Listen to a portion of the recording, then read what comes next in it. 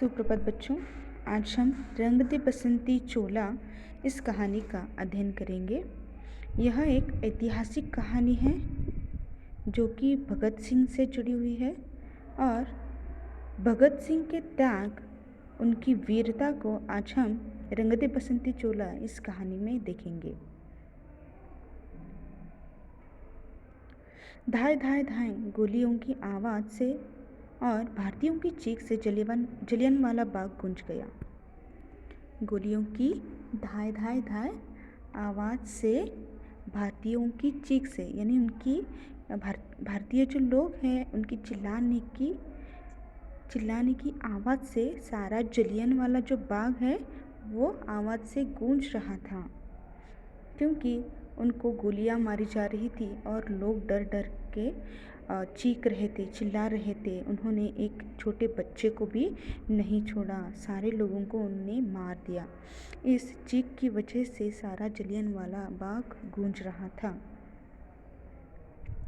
अंग्रेज़ों ने एक बच्चे को भी नहीं छोड़ा, सभी को गोलियों से भून डाला। इस घटना से पूरा देश हिल गया और 12 वर्ष का बालक मीलों चलकर जलियांवाला बाग तक पहुंच गया। अंग्रेज़ों ने एक बच्चे को भी नहीं छोड़ा, बल्कि उन्होंने सारे लोगों को गोलियों से मार डाला और जलियांवाला बाग पूरी खून से, लोगों की मौत से भरा हुआ था। तभी एक 12 वर्ष का बालक मीलों चलकर, यानी बहुत दूर से चलते हुए जलियांवाला बाग पहुंच गया। वहाँ का दृश्य देखकर वह आक्रोश से भर गया। क्रांति की ज्वाला धधक उठी। वह जो 12 वर्ष का बालक था वो आक्रोश से, गुस्से से भर गया। वहाँ का दृश्य देखकर आक्रोश से भर गया। क्रांति की ज्वाला धधक उठी। वह बालक था भगत सिंह। इनका जन्म 27 सितंबर 1907 में हुआ था। पूरे राष्ट्र की तरह वे भी महात्मा गांधी का सम्मान करते थे, पर स्वतंत्रता के लिए हिंसात्मक क्रांति का मार्ग अपनाना अनुचित नहीं समझा। भगत सिंह ने जुलूसों में भाग लेना प्रारंभ किया। जुलूस यानी मोर्चा निकालना। किसी बात के लिए अगर हम किसी से अपेक्षा रखते हैं, किसी सरकार से अपेक्षित रखते हैं, तो हमें उस बात को मनाने के लिए मोर्चों का उपयोग करते हैं। ऐसे ही मोर्चों में भगत सिंह भाग लेने के लिए शुरुआत की। कई क्रांतिकारी दलों के सदस्य बन गए।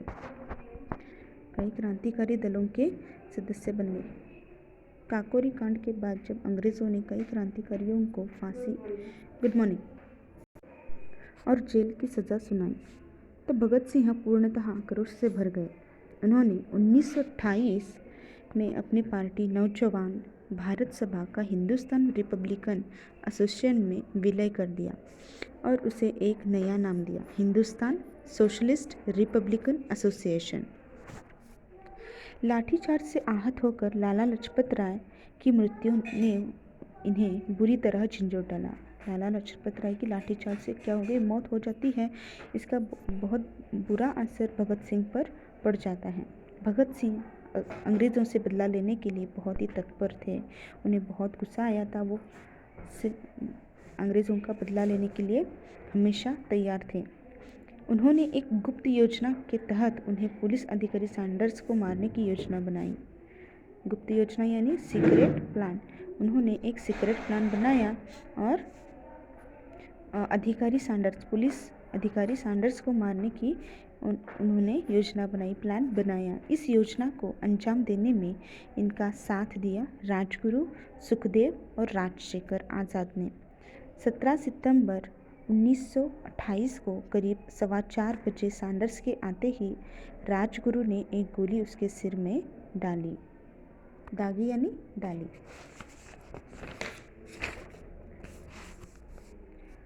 भगत सिंह 3-4 गोली और दागकर उसकी जीवन लीला समाप्त कर दी। भगत सिंह खून खराबे के पक्षधर नहीं थे, पर वे वामपंथी विचारधारा पर चलते थे और कार्ल मार्क्स के सिद्धांतों से प्रभावित थे। ब्रिटिश सरकार ने मजदूर विरोधी नीति बनाई थी, जिसे वे संसद में पारित करना चाह रहे थे। भगत सिंह पूरी तरह से विरोध कर रहे थे। अन्य क्रांतिकारी भी यही चाहते थे कि किसी तरह अपना विरोध अंग्रेज तक पहुंचाना।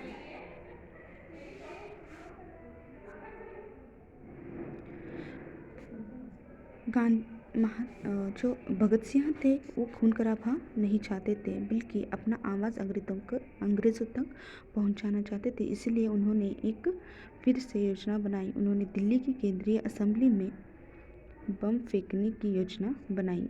वे खून खराबा नहीं चाहते थे, सिर्फ अंग्रेज़ों तक अपनी आवाज़ पहुंचाना चाहते थे। 8 अप्रैल 1929 को भगत सिंह और बुट्टेश्वर दत्त ने असेंबली में बम फेंका, और वह भी खाली स्थान पर।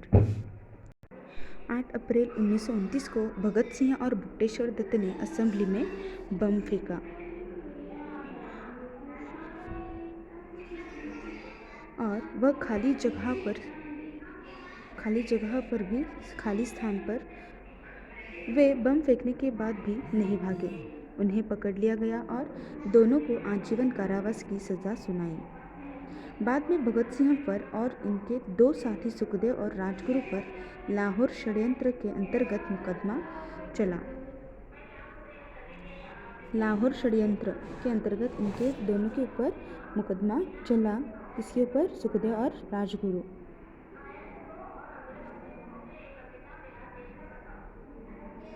तीनों जो मित्र थे, भगत सिंह, सुखदेव और राजगुरु, इन तीनों को लाहौर षड्यंत्र के अंतर्गत इनके ऊपर केस चली और इन्हें फांसी की सज़ा सुनाई गई। 23 मार्च 1931 को उन्हें फांसी